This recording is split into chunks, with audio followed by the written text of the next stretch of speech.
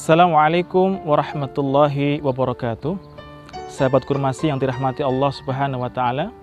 Teriring ucap syukur kita kehadirat Allah Subhanahu wa taala biqaulina alhamdulillahirabbil alamin.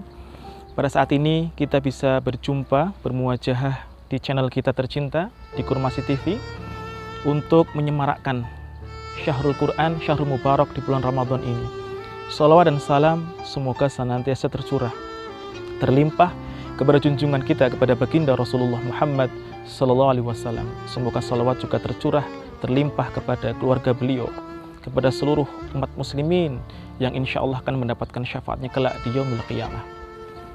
Sahabat Kurmasi yang dirahmati Allah Subhanahu Wa Taala, menjadi kewajiban sebagai seorang muslim untuk mengetahui eksistensi hakikat penciptaan kita sebagai seorang abdun maupun sebagai seorang khalifah.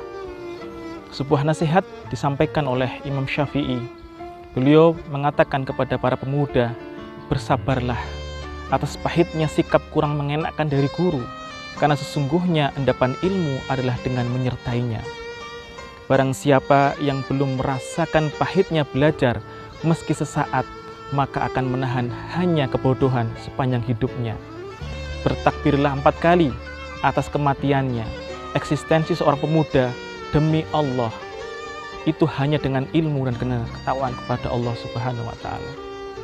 Seorang pemuda memiliki andil besar dalam sejarah kebangkitan bangsa. Maju mundurnya bangsa tergantung pada kondisi pemuda.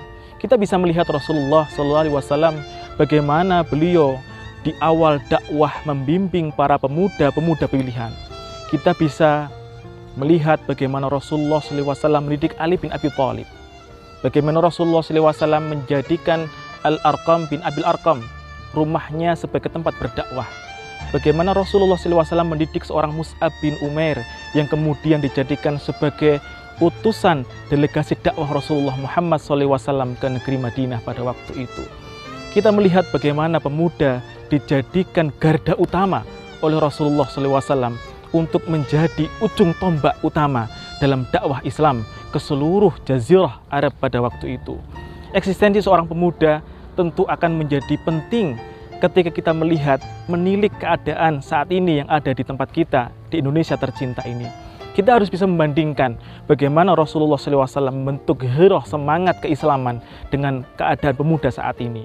Yang paling utama adalah kita taat kepada Allah, taat kepada Rasulnya. Wa ma atakumur rasul fakhudhuhu wa ma nahakum anhu fantahu. Itu kata-kata kunci untuk kalian semua anak-anakku, pemuda di zaman saat ini yang kita betul-betul melihat, betul-betul prihatin. Banyak di antara teman-teman kita yang ternyata jauh dari apa yang telah diberikan contohnya oleh para sahabat. Mereka mengisi kehidupan mereka dengan banyak taat kepada Allah. Mereka mengisi kehidupan mereka dengan banyak berjihad di jalan Allah Subhanahu wa taala, baik dengan akal pikir mereka, baik dengan tenaga mereka, bahkan mereka mau untuk mentasarufkan kehidupan mereka, nyawa mereka di jalan Allah Subhanahu wa taala. Usama bin Zaid pun demikian.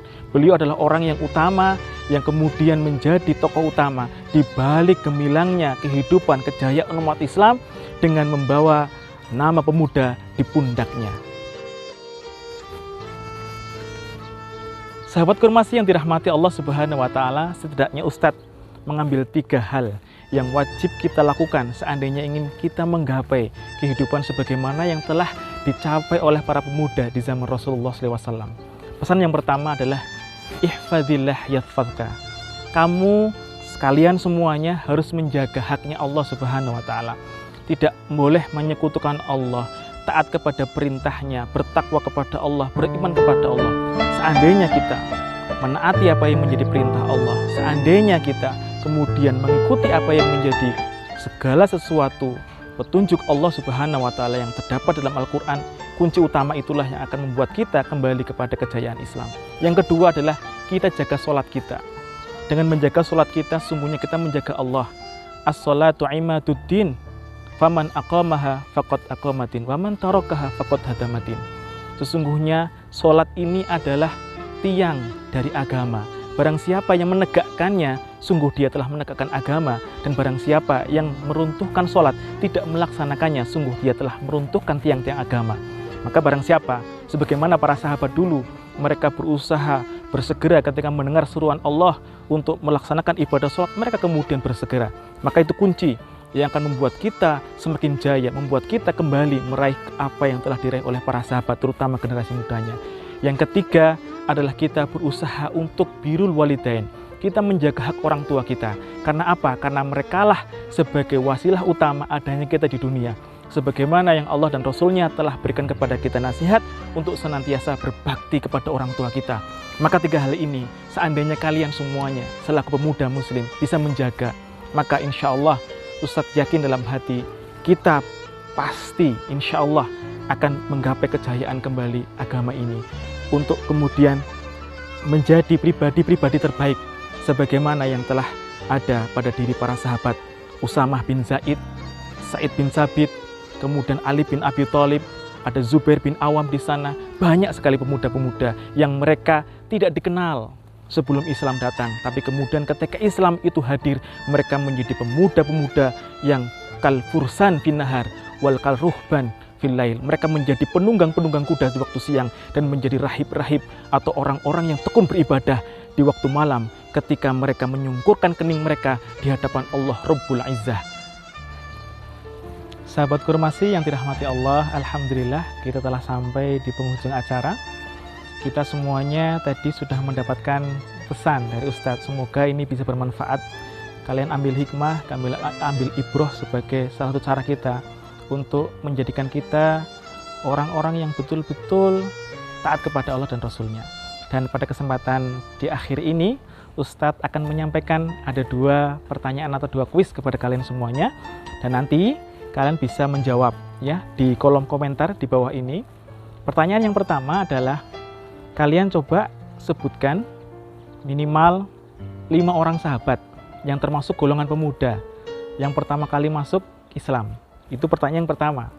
Pertanyaan yang kedua, coba kalian sebutkan 3 kiat bagi seorang pemuda agar bisa menggapai kembali kejayaan Islam. Itu pertanyaannya, silakan kalian tulis di kolom komentar. Nanti pertanyaan yang pertama dan tepat itulah yang akan kita pilih sebagai juaranya. Terima kasih. Assalamualaikum warahmatullahi wabarakatuh.